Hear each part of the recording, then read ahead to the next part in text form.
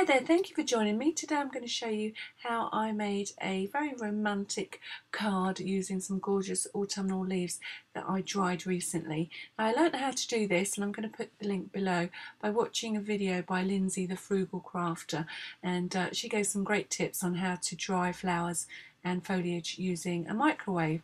So I started out with some leaves that I found on my travels walking the dog, and I picked up some leaves that I thought were quite pretty. So all you need to do to dry your leaves, I'm not actually going to video this process, I'm just going to talk you through it, is to have a sheet of kitchen roll and a sheet of paper. Now you can reuse these once they've dried out. As you can see here, this one's a bit wrinkled and it has been used. So you just want to fold the sheet of paper and the sheet of kitchen roll in half, and then, although these leaves have dried, I'm just going to show you what you do. You want to lay out your leaves, as many as you can fit, without overlapping them on the kitchen roll.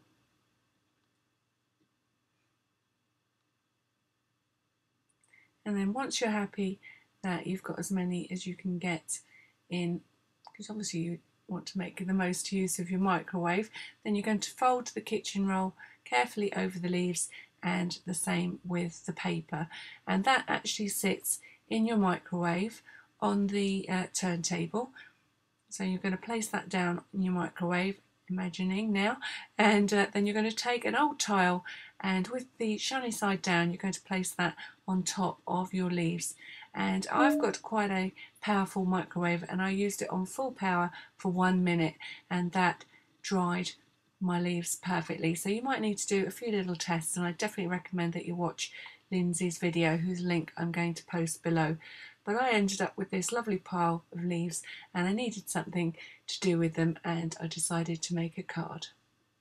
I knew I wanted to use my leaves on my card, but as you can imagine, once you've dried them, they are quite crispy, and if they were in an envelope and things, you'd definitely break them. So I needed to find a way of making my leaves a little bit more durable, and I've decided to try two different techniques, and I am going to show you them both, even though one of them definitely works and one of them doesn't.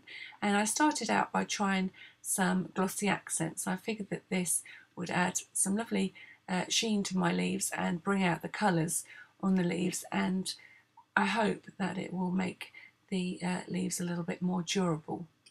So trying the glossy accents method first, I'm just putting a little blob of glossy accents onto the leaf, and then I'm just using a paintbrush to coat the entire leaf. Now, as you can see, they are quite brittle, and I'm leaving in all the mistakes, but you want to gently brush the glossy accents all over one side of the leaf, and then once I've coated one side and it's dry, I'm going to do the same on the other side.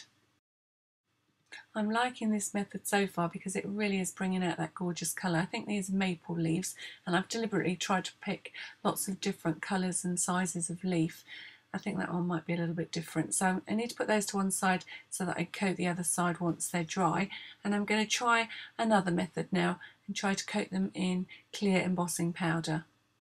And I can already tell that it's going to be a lot more awkward because the leaves are brittle and you can't really get any purchase when you press with your perfect medium pad onto your leaf. So it's a case of re-dipping the leaf to try and get a good coverage on the surface of the leaf, and it is quite tricky because the leaf isn't completely flat. So after trying the two different methods, I found the glossy accents was definitely much easier to apply than the embossing powder, although you could probably dip them if you had one of those lovely melt pots. They look fairly similar in the finished effect, but the real test was when you tried to see how durable the leaf was after they'd been coated.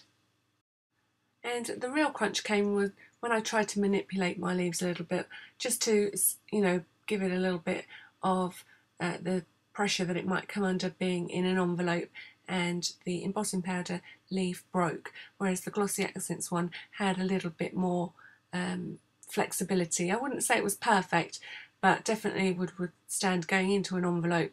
If I was going to put it through the post, I think I would still box the card rather than put it directly into an envelope, because if it's going to go through any rollers, you might find that your leaf turns up at your loved one's door a little bit the worse for wear. So now I've had a little experiment. I'm going with the glossy accent technique, and I need to coat the other side of the 3 leaves that I prepared earlier.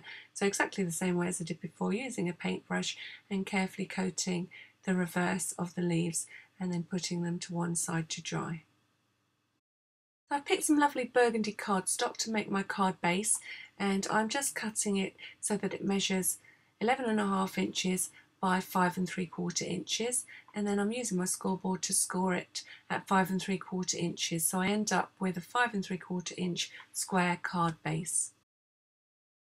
Also in the burgundy cardstock you need to cut another square base, which will be a mount for your main elements of your card, and you need to cut it 4 7/8 of an inch square. You also need to cut a piece of cardstock that measures 4 3/4 of an inch square, and that's going to be your centre panel on your card. We'll be cutting 2 further pieces of white cardstock later, but we're going to start by inking and working on this central panel, which is 4 3/4 of an inch square, and you all need to work on some kind of ink blending mat or messy mat. And I just thought I'd show you this while we're filming. This is where I store all my little bits of dry foam, and it wasn't my idea, but I did find it on, I think it was Wowie. Somebody had this great idea to laminate some sheets with the colours of your distress inks, and a little bit of Velcro in the centre will store and keep your pieces of foam neat and tidy. So the distress ink colours that I'll be using are Wild Honey, which I'm going to start by blending in the bottom right hand corner of my square panel. The other 2 colours that I'm going to be using is Broken China across the middle of the card, and then finishing with Salty Ocean at the top. And I am going to blend all the colours together so that they graduate across diagonally across the panel of white card. So then across the middle of the card I'm blending the Broken China, and I'm using a piece of scrap card just to make sure I don't get fingerprints all over the inked area, and that will hold the card steady while I finish off the top right hand corner with Salty Ocean. And you just keep blending until you get a nice effect, and I'm looking for a good bright blue autumnal sky.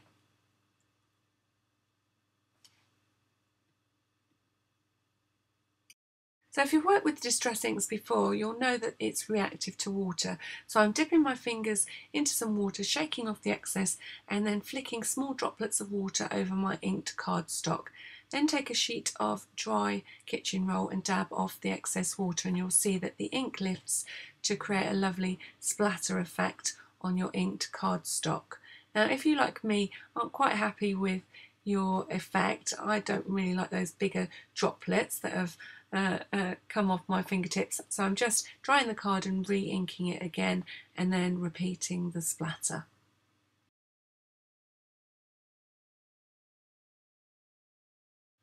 Make sure your ink panel is dry, and then you can mount that centrally on the burgundy cardstock that you cut at 4 7/8 of an inch square. And I'm just using double-sided tape, depending on whether you're going to post this in the mail or if you're going to hand deliver it. You could also use foam pads if you wanted to add more depth. And as you can see, this is going to make my leaves really stand out and look a bit like an autumnal sky. Now it's time to stamp my greeting, and I'm going to use I'm Falling for You, a little pun on the autumnal falling leaves. And I've got this sort of ransom looking alphabet that I'm going to use. You can use any stamps that you might have, and I'm also going to be using a burgundy coloured ink. Actually, it's called Raisin, and it's an Adirondack ink. So I'm just putting my lettering together, and I'm going to stamp it onto my cardstock. I'm also using this piece of scrap card just to make sure that I'm happy with the spacing of my letters before I commit to stamping on my card. I'm not the world's best stamper, so I'm always a little bit nervous when I do this, but so far so good, touch wood. Next, you need to cut another piece of white cardstock that measures 5 5/8 of an inch square, and you're going to ink that in exactly the same way as you did that central panel. So using the wild honey and blending it up through broken china and finishing with salty ocean. And again, using the water technique that I showed you before, you're going to spatter the card with water and then dry it off with a kitchen towel. Now this time I'm happier with the effect that I've got, so I'm just going to dry this off and I'm not going to re-ink it.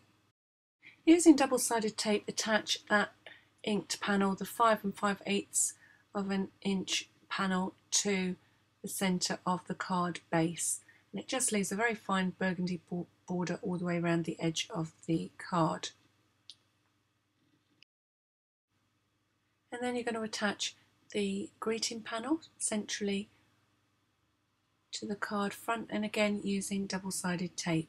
You could, if you wanted to, use foam pads, but I'm keeping everything a little bit flatter and I'm using double-sided tape. Next we're going to finish off the inside of the card. So cut your third and final piece of white cardstock to measure 4 3/4 inches, matching the central panel on the front of the card, and you're going to ink it and splatter it in exactly the same way as you've treated the other 2 white panels. Once the panel is dry, it's time to add your greeting, and I'm using the words "Only You." I'm pretty sure there must be some other autumnal phrase that I could have used, but I couldn't think of it, so I'm attaching my greeting to the centre of my card using double-sided tape. And then I've got a piece of burgundy ribbon that I've scrunched up, and I'm going to tie my 3 leaves together. So I've got my largest to my smallest leaf layered on top of one another, and I'm just tying them together, just being a little bit careful not to knock the stalks off at this stage, and then trimming the tails of the ribbon to fit the card. I'm using Pinflair silicone glue to attach my leaves to my card, but first of all I'm just adding a little bit of glue in between each of the leaves to keep them together, and then a generous amount on the top or on the back of the leaf, and then positioning the leaf in the top left hand corner of the card. And the final finishing touch is to add some glossy accents to the top of my lettering. Now this works for me because my lettering is boxed off. It might not be quite so easy if you've used a different style of stamps, but you may still be able to add a little bit of dimension with glossy accents. So this step is definitely optional depending on what stamps you've used. So there you have it, one romantic autumnal card, and this was definitely inspired by Lindsay's tutorial, so a big thank you to her, and definitely click on the link below to find out more about drying leaves and flowers using your microwave.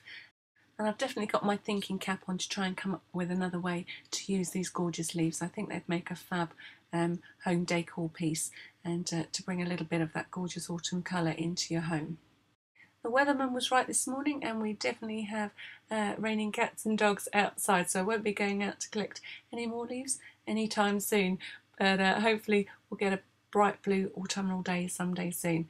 So if you like my video, don't forget to subscribe if you don't already, and leave me a comment if you liked it, because I love to hear from you, and thank you for watching.